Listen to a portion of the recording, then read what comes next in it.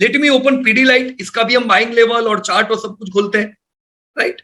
So Pidilite overall you can see कभी भी never ever इनके धंधे कभी घटे ही नहीं है। ऐसा कैसे हो सकता है? Never ever. इन्होंने ब्रांड दी है इंडिया को, Fevicol is a brand, right. Brand पे ब्रांड दे रहे हैं, एमसील, फेविक्विक, प्रॉफिट कभी इन्होंने लॉस किया नहीं, never ever. So wonderful company, right. Trend क्या है? धंधे इनके अच्छे बढ़ रहे थे, 23% 9 महीने में था, राइट। और इसके साथ मुझे आपके भी डेटा देखने दो। मैं ये तो देखूं आपने उम्मीद कितनी की थी, राइट ना। हमेशा ये देखने का, रिजल्ट आने के बाद नहीं देखने की कंपनियां, पहले से चेक करने का। इधर गया पीडीलाइट या इधर है, राजकुमार ने मेरे ख्याल से काम किया था, है ना। This is your trend. Rajkumar ने उम्मीद की थी कि 15% से धंधे बढ़ेंगे। देखो कितने टका से बढ़े, 19% से, है ना। मतलब 19%। उन्होंने बड़ा ही कंजर्वेटिव स्टांस लिया था, 23 से सीधा 15, राइट। पर देखो उनकी उम्मीद से अच्छे रिजल्ट आए, राइट। उन्होंने प्रॉफिट से कोई उम्मीद रखी ही नहीं थी। उन्होंने क्या सोचा था? देखो मार्जिन कंटिन्यू नीचे आ रहे थे पीडीलाइट के, 12 का 11 ना, 11 का 11.4 ना, 11 ना। सो मार्जिन वर कंटिन्यूज डिक्रीजिंग मोड। तो इसीलिए उन्होंने उम्मीद रखी थी प्रॉफिट खाली 4% से बढ़ेंगे, राइट। तो सेल्स और प्रॉफिट दोनों के एस्टिमेट उन्होंने लो रखे थे। अब चलो देखते हैं क्या हुआ इन रियल सेंस। धंधे 19% से बढ़े, प्रॉफिट 60% से। तो देखो राजकुमार ने जो एस्टिमेट लिए थे करीब है, ये तो कह सकते ही नहीं हम लोग, है ना। पर मार्जिन जो डिक्रीज हो रहे थे वो इस बार भी डिक्रीज हुए। असल में मार्जिन इंप्रूव होने चाहिए, पर पीडीलाइट में मार्जिन का इंप्रूवमेंट हमको ये 12 अभी जो एनुअल रिजल्ट आए उसमें नहीं दिखा। क्यों नहीं दिखा देखना चाहिए। तो ये आपके मैंने दोनों रिजल्ट डाले, एनुअल और Q4। Q4 में मार्जिन 10.6 है, तो मार्जिन यहां पे भी अच्छे नहीं है, राइट। और साल के तो अच्छे है ही नहीं, पिछले साल से गिरे हुए। तो मार्जिन इंप्रूवमेंट उम्मीद रखनी चाहिए थी, क्योंकि इन्फ्लेशन डाउन आ रहा है, लेकिन ऐसा हुआ नहीं। तो हमें देखना चाहिए क्या रॉ मटेरियल के दाम इनके नहीं बढ़े। तो आप यहाँ पे देख सकते हो धंधे बढ़े 19% से, और उनका जो सबसे बड़ा खर्चा है रॉ मटेरियल वो खाली 18% से बढ़ा। तो मतलब इनका इन्फ्लेशन भी प्रॉब्लम नहीं है। हमारा अनुमान सही था कि इन्फ्लेशन घटने से प्रॉफिट सुधरेंगे।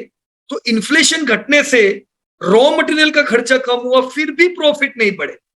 So why, right.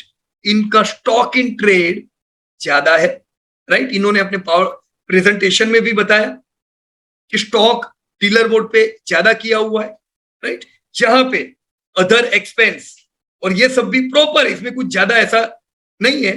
लेकिन रॉ मटेरियल हमको इंडिकेट कर रहा है कि भले इस बार मार्जिन डिक्रीज हुए हैं, राइट, पर अब हम आने वाले क्वार्टर्स में ये डेटा देख के अंदाजा लगा सकते हैं कि मार्जिन डिक्रीज होंगे नहीं। तो हम पीडीलाइट में इंप्रूवमेंट तो देखेंगे। इंप्रूवमेंट ये क्वार्टर नहीं आया है, ये भी हमको समझना है, पर अगले क्वार्टर्स के लिए हम नेगेटिव नहीं रहेंगे, राइट। पॉजिटिव ना रहे तो कोई बात नहीं, नेगेटिव भी नहीं रहेंगे, बराबर है।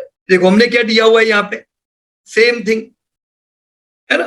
रैली किया, रैली के बाद ये करेक्शन है, right. Let me open it in your chart. देखो दूसरी कंपनी है, सुप्रीम में भी सेल्स में प्रॉब्लम नहीं था, पीडीलाइट में भी कोई प्रॉब्लम नहीं है। सो ये पीडीलाइट का मैंने चार्ट ओपन किया and you can see here कि रैली थी, और रैली के बाद यहां से सेलिंग प्रेशर, इसने उल्टा बैंड ऑफ द ट्रेंड किया, राइट, अगेन इसके जैसा ही। और हमने करेक्शन मोड देखा, ये गिरा, ये रिकवर, ये गिरा, ये रिकवर। तो आप लोग जो लास्ट वीक अलग अलग प्रकार के करेक्शन सीखे, एक आपने ऐसा करेक्शन देखा था, ऐसा गिरता है फिर रिकवर नहीं हो पाता है और फिर वो वापस गिरता है। So A is equal to C, generally ये दो एक जितने होते हैं, राइट। तो एक करेक्शन हमने कुछ ऐसा देखा, एक दूसरा करेक्शन सुप्रीम में, पीडीलाइट में हमने ऐसा देखा। एम आई राइट और रॉन्ग? तो ये स्ट्रॉन्ग कंपनियां है, ऐसा करेक्शन क्यों है? क्योंकि सेल्स वेल्स में कोई प्रॉब्लम नहीं है। सो हियर आप रिकवरी देख रहे हो, और हमको ये रिकवरी कम से कम इधर तक तो उम्मीद करनी है कि नहीं। अभी लोग क्या करेंगे, इधर बेच देंगे इधर बेच देंगे, ऐसा नहीं करने का, राइट। आपने लिए हुए हैं लोअर लेवल पे, वंडरफुल। पीओटी दिया है, ग्रेट। रिकवर होने दो, रिकवरी के टाइम पे आप इसमें थोड़ा प्रॉफिट बुक कर लेना, राइट। ये कुछ समय निकल जाएगा, अभी तो मार्जिन सुधरे नहीं है, राइट, पर हम उम्मीद कर रहे हैं चलो ये समय निकल जाए और मार्जिन अगले बार सुधर के आते हैं तो इधर से क्या हो जाएगा, ब्रेकआउट। अब तब लेंगे क्या, तो लेने का तो यही समय है ना, कंटिन्यू योर एसआईपी, लेते रहो इसको, राइट। देखो हमने कितना टारगेट उम्मीद किया है इसका, 2209 मैंने बाइंग लेवल डाला हुआ है, राइट, इधर, राइट, ये एक अच्छी लेवल है। अब यहाँ पे ऑलरेडी पहले गिर के पीओटी दे के आया हुआ है, दूसरी बार भी नहीं आया। और अब पीडीलाइट तो देख रहे हो, कभी एवर 50 मेमा पे तो जिंदगी में कभी आया ही नहीं है, 2009 में आया था खाली। सो this is extremely strong company, है ना। बिहेवियर में इसकी आदत ही नहीं है गिरने की, राइट। तो करेक्शन में लेते हैं तो हम इसमें क्या उम्मीद करेंगे, देखने दो मेरे को, मैंने डाला हुआ है क्या प्राइस इधर, इसमें नहीं है, ट्रेडिंग व्यू में डाला हुआ है ना, जहां से मैंने ये मैंने क्वार्टरली चार्ट बनाया हुआ है। तो बुलिश एंगल्फिंग बनी हुई है, राइट, बढ़िया सी कैंडल, लोअर लेवल पे बाइंग। मेरा टारगेट 2 साल का 3881 का है, जिधर अपन शांति से 5% और प्रॉफिट बुक करेंगे।